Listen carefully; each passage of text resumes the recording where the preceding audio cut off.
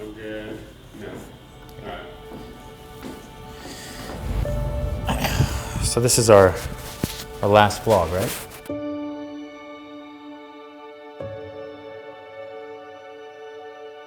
Crazy, crazy, crazy.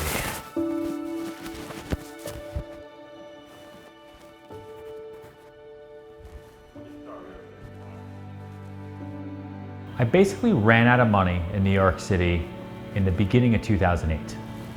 I started to try to do odd jobs. I was doing the hand modeling thing, I was doing stuff for a gym, I was just making money where I could to try to pay my rent because I didn't want to move home. And that was getting really, really tiresome. And then I had a friend who said, Jason Paulino, who I went to college with, who said, listen, you had the look, I just felt like you would be perfect, but at the end of the day, I was totally trying to recruit you for like my team. It was definitely not like, oh, like, I just think I'm gonna help this guy. No. It's you're like trying to butter me up. Yeah, But you did recruit me. But I remember you were saying like, listen, it's what you have to do. It's all the acting training you have. It's all the improv. You memorize information about the buildings and about the properties. You're nice. You improv with people. You talk about the news. You talk about current events. You talk about sports. They pick an apartment. You don't build the apartments, and this is what I always told my clients. I'd be like, listen, I didn't build this. Like, you don't like the window, we can go somewhere else. But I'm not the architect. If this works, let's do it, and if not, let's keep moving on. And so it was just about having a personality and being fun, and I thought that you would be excellent at just like dealing with people. It's just my idea in my head of what a real estate agent was in 2008 was not what it is today. And I just didn't want to do it, and I fought, and finally, I did it over the summer, I passed my test, and I started on September 15th, 2008. And my 12-year anniversary is right around the corner. Here's what happened, okay? Just so it can be super clear, right? So my father, Jason Paulino, tells me, I'm gonna take you out into the ocean and I'm gonna teach you how to swim. It's gonna be great, and you're gonna swim with me. I'm gonna get in the ocean. I'm gonna swim with you. We're gonna take my boat, and it's gonna be great. We went out there, okay? We went out of the boat. We jumped in. I'm swimming. You're like teaching me how to swim a little bit, and you're like, you know what? Swimming sucks.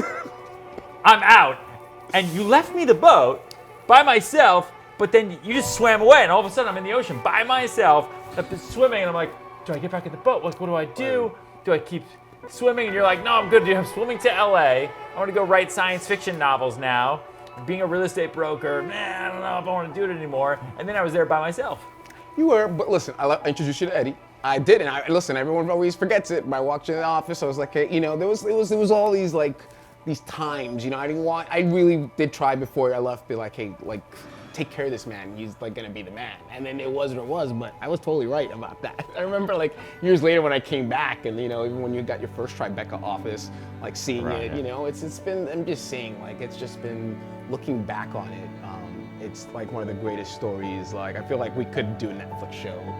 If I could go back in time and talk to myself as a teenager, I'd probably tell myself, everything's gonna be okay. You figured it out. I'm not gonna tell you what you do because you might hit me, but it's okay, it's different in the future. Being a real estate agent is actually awesome, and everything's gonna be great, and everything's gonna be huge, but calm down, your skin's gonna get better, you're gonna lose the weight, you're gonna have self-confidence, you're gonna figure out a whole formula actually for building self-confidence when you don't have confidence, and you're gonna write a second book about it that someone's gonna buy from you, and everything's gonna be okay. Just stay positive. Keep your eye on the road, keep those blinders on, and just keep paddling. I mean, to be honest, the funny thing was that you inspired me to want to be an artist, and I was the one kind of inspired you to be a business person. We totally You're the one who told me to get in real estate to come work with you. And I was sick, and I came and I worked with you, and then the next day, what did you do? I wanted to go. But honestly, you gotta understand, it was at the end of 2008. It's like, you know, listen, besides 2020, what other more chaotic year was it than 2008?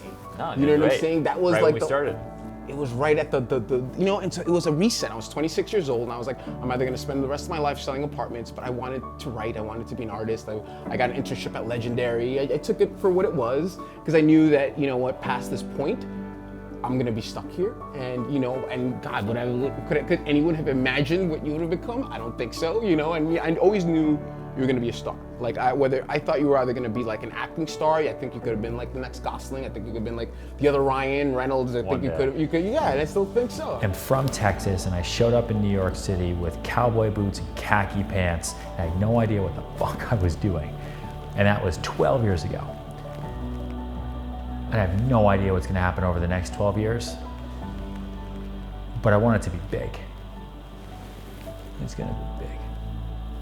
Like it's just been, it's been wildness since then. So yeah, man. it's just fun to watch. So like I said, next 10 years, vote for Ryan Serhant, 20, 40, something. I feel like you're gonna run for president, so it's gonna happen. And I'm very curious more about your future, man. Like I cannot wait to see what comes next. Yeah, man. Let's sit down in 2030 and see where we are. Time capsule. Hopefully we still look young. Go. Yes.